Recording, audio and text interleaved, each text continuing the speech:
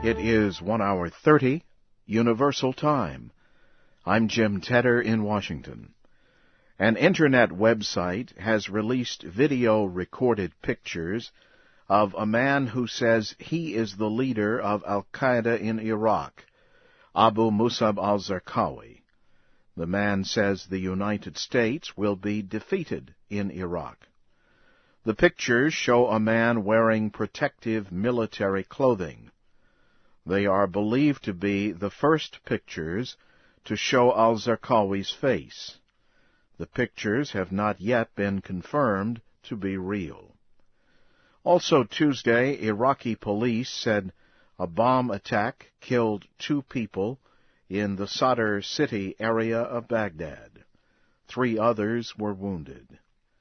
In other news, Iranian President Mahmoud Ahmadinejad said the formation of Iraq's unity government will lead to the withdrawal of American forces from the country. The United Nations Security Council has strongly condemned the bombings that killed 18 people Monday in the Egyptian city of Dahab. Egyptian officials say 10 people are being held in connection with the attacks. Police say 6 foreigners and 12 Egyptians were killed in the explosions. Reports say about 80 people were wounded. Security officials identified 3 of the suspects as Egyptian computer engineers who arrived in Dahab Sunday. They said 62 people were wounded. No one has taken responsibility for the attacks. The supreme leader of Iran says his country is willing to share nuclear technology with other countries.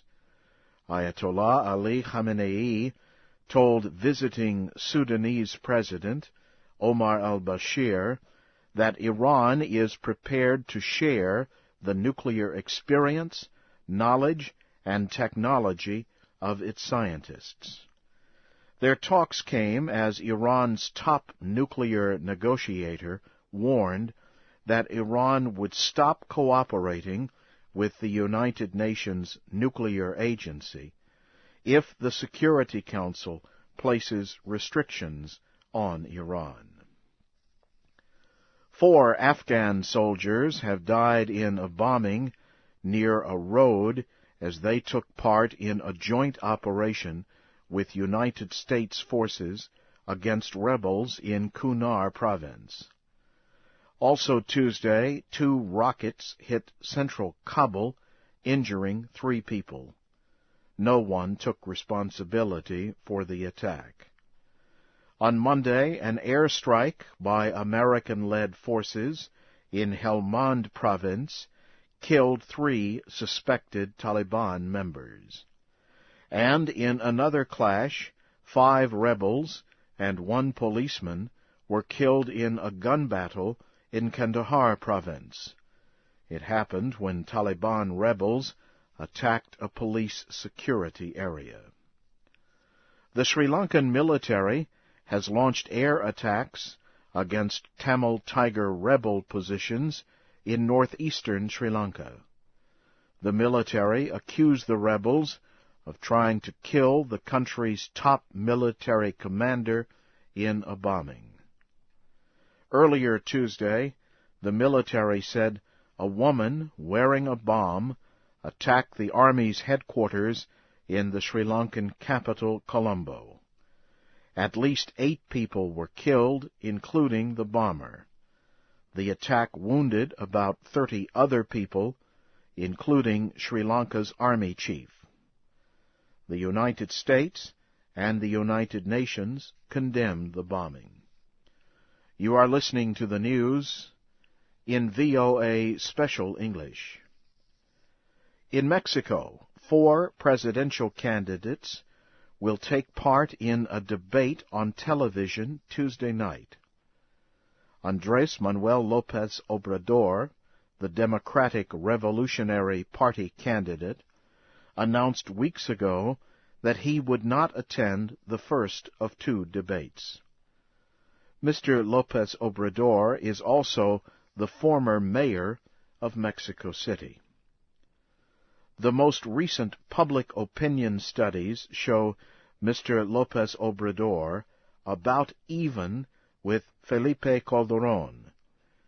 Mr. Calderón is the candidate of President Vicente Fox's National Action Party. Election Day in Mexico is July 2nd. Official remembrances have begun in Ukraine to mark the exact time of the Chernobyl nuclear explosion 20 years ago today. Ukrainians are holding ceremonies near the former nuclear center and in towns across the country. The opposition in Belarus has called for a protest. They say the Belarusian government is moving too slowly to clean up affected areas. Nuclear radioactivity from Chernobyl spread over a large part of Belarus. Russian President Vladimir Putin on Tuesday gave awards to workers who cleaned up the Chernobyl nuclear disaster. President Bush has announced proposals to help end what he calls America's dependence on oil. In a speech in Washington Tuesday, the president called for less use of fuel. He urged American drivers to purchase vehicles called hybrids, which run on a combination of electricity and gasoline. The president also urged Congress to cut tax breaks to energy companies. He gave examples of the companies' high profits. He also said energy companies should use profits to invest in the development of new kinds of fuel. Members of the Democratic political party made a statement about the president's speech. They said they offered proposals on other kinds of energy months ago. The Bush administration has announced plans to investigate the personal history of 400,000 workers at the nation's ports. Homeland Security Secretary Michael Chertoff said Tuesday that it is important that individuals who are security threats are not permitted to work near American ports. The names of port workers will be compared to lists of suspected terrorists. Records will also be examined to make sure people working at ports are working in the United States legally.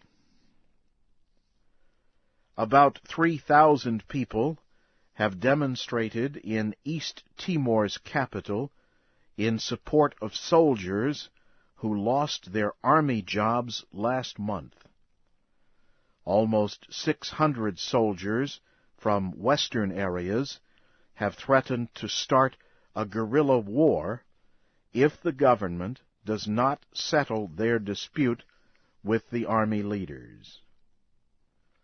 The soldiers say they were dismissed unfairly after accusing their commanders of creating poor working conditions.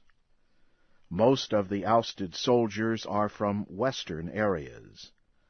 They say soldiers from eastern areas receive better treatment. Briefly, here again is the major news. An internet website has released video-recorded pictures of a man who says he is the leader of Al-Qaeda in Iraq, Abu Musab al-Zarqawi. And in Mexico, 4 presidential candidates will take part in a debate on television Tuesday night. And that's the news in special English. This is Jim Tedder reporting.